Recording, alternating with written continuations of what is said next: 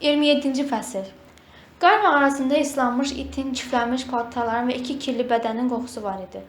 Mağara neçə həftəki yuyum vurdu. Yəqin ki, oğlanın itinmədiyi müddət bundan da çox idi. Bununla belə sığınacaq qurd yuvası kimi təhlükəsiz idi. Siçanın yandırdığı ocaq artıq çıtır-çıtır yanırdı. Mağara bir vaxtdır ağappaq, tərtəmiz olan, indi isə hissdən və qar paltardan kirlənmiş gödəkçəsinə ocağın içində bir xeyli baxdı. İndi güzgüdə özünü görsə, kim bilir üz gözünün saçlarının dəyişməsinə dəhşətə gələrdi. Yəqin ki, onlar kimi mən də yavaş-yavaş vəhşi heyvana çevrilirəm, deyə düşündü. Canavarların oğurlayıb sonra da mağaralarda bəslədiyi böyütüklər uşaqlara aid oxuduqlarını yadına saldı.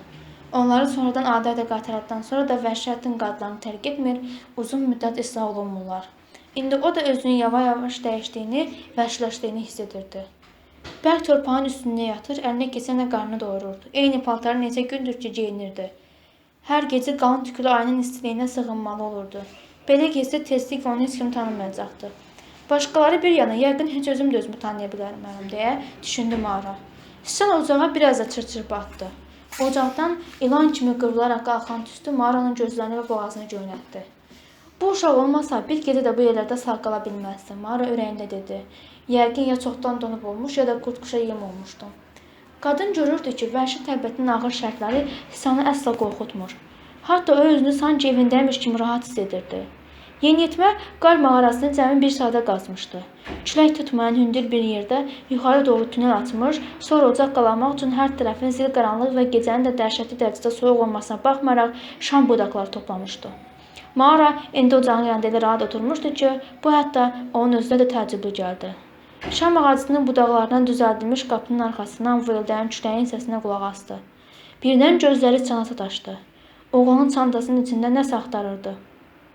Nəhayət, o çantadan süd tozu və et yeməyi çıxardı. Siçan ayıya biraz yemək verib qutunu Mağara uzatdı.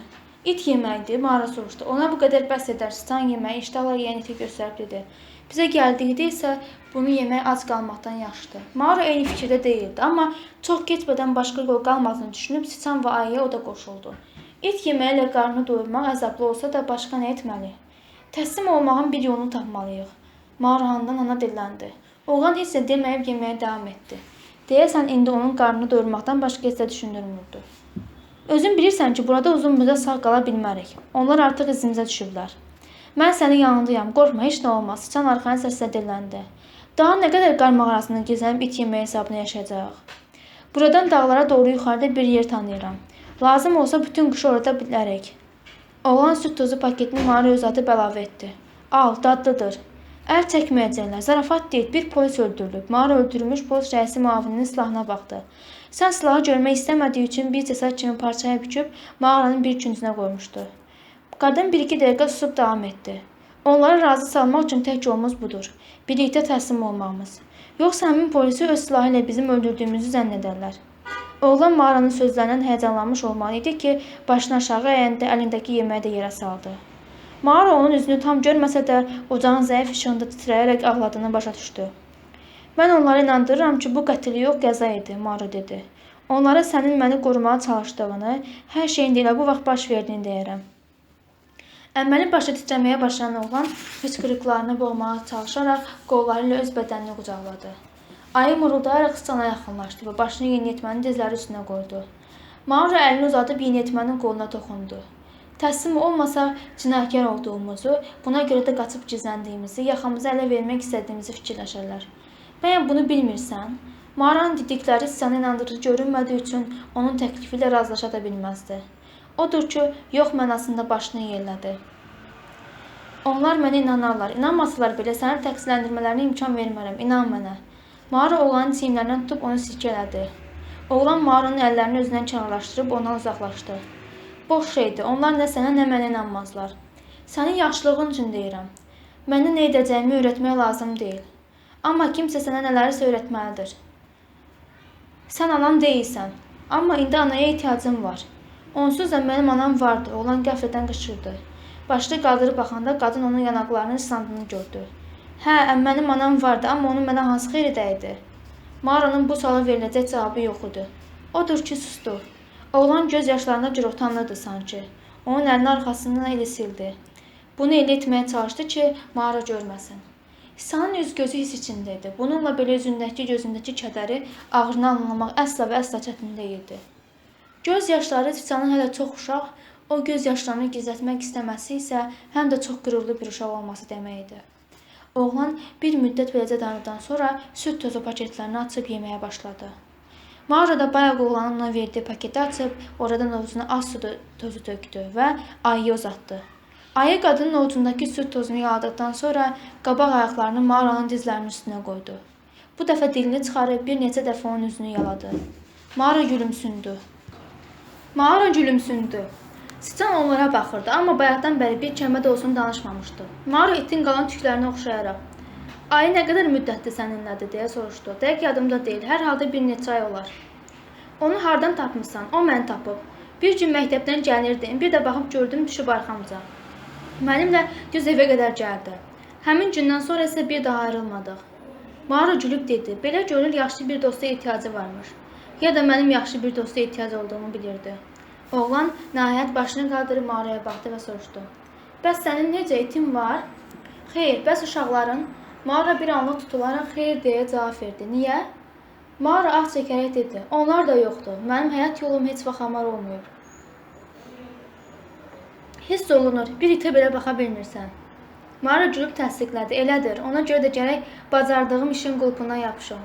Araya yenidən sakitlik çökdü.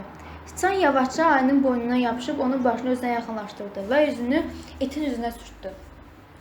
Mağara ətrafa qığılcımlar saçan ocağın yanında oturaraq bir müddət oğlanın ayı ilə səssizcə ən doğma adamı kimi ünsiyyət qurmasını, mehribanlıq göstərməsini seyr etdi. Və birdən oğlan onun gözünə 16 yaşından da kiçik göründü. O kənardan yetkin kişi kimi görünsə də, bəli, çox uşaq idi, çox. 16 yaşından da çox kiçik bir uşaq. "Siçan" deyə Mağara asta səslə oğlana səsləndi. "Ananın və bacının başına nə gəldiyini bilirsənmi?" Yeniyetmə iti sığallamağa dayandırdı. Əli bir anlıq havada hərəkətsiz qaldı. O apardı. Tanrının elçisi, hər şeyə o qərar verir. "Bəs həmin vaxt sən hardaydın, mane ola bilməzdin?" Yeniyetmə yox mənasında başını yellədi. "Bəzi evlərin döşəməsindəki qan ləkələrini görmüsən?" Mağara bir dəfə lap ehtiyatla soruşdu. "Görmüşəm." O bu bir kəlməlik cavabın ardınca gözlərini düz Mağaranın gözlərinə zillədi. Qadın siçanın bəzi evlərin döşəməsindəki qan ləkələrinin səbəbini bildiyini düşünürdü. Elə ona görə də özüm də sağam. O hər şeydən xəbərdardı. Axirətdə nə baş verdiyini, bundan sonra hansı təhlükələrin olacağını bilir və bu səbəbdən də həm özünü, həm məni qorumağa bacarar. Yoxsa axirətdə qalsaydım, kim bilir indi digərləri kimi mənim də başıma nələr gəlmişdi. Mağara düşündü. Bu vaxt siçan iti daha möhkəm qucaqladı. Mağara artıq şübhə etmirdi ki, oğlan rahatlıq, dinclik, təsəlli tapması üçün ona ancaq ayı kömək edə bilər. Hələ vur tut 14 yaşındadır. Onun mənə çox ehtiyacı var. Bacının? Hə, oğlan qəhərli səslə cavab verdi. Məni aparanda Karri onların qarşısını kəsməyə çalışdı. Qışqırırdı. Heç yerə aparmamağımı istəyirdi. Anam onu bərk-bərk tutmuşdu. Karriyə mənim mütləq getməli olduğumu, onun isə məndən uzaq dayanmalı olduğunu deyirdi. Oğlan bir anlıq duruxub yenidən itin tüklərini oxşamağa başladı. Sonra əlavə etdi. Mən ona görə geri qayıtdım. Bacım üçün, Karri üçün, amma artıq burada yox idi. Heç kəs yox idi. Biz onu tapacağıq. Mağara təsəlli üçün əlini uzadıb oğlanın qolundan tutdu. Eyni ilə oğlanın indi ayının başını qucağına alıb tutduğu kimi. İndi sanki onların üçü də bir nöqtədə birləşmişdilər. Qadın, yeniyetmə və it. O nöqtənin adı sevgi olmalı idi. Hətta bu bəlkə sevgidən də güclü bir hiss idi.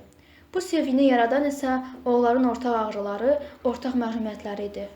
Qreysə kömək edə bilmədim. İndi heç olmasa Karrini xilas etmək üçün nə lazımsa edəcəyəm.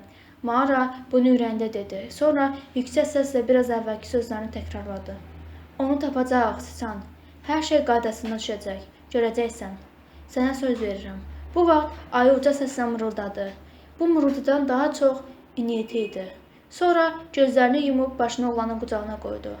Bax, gördün ki, heç o da buna inanmır.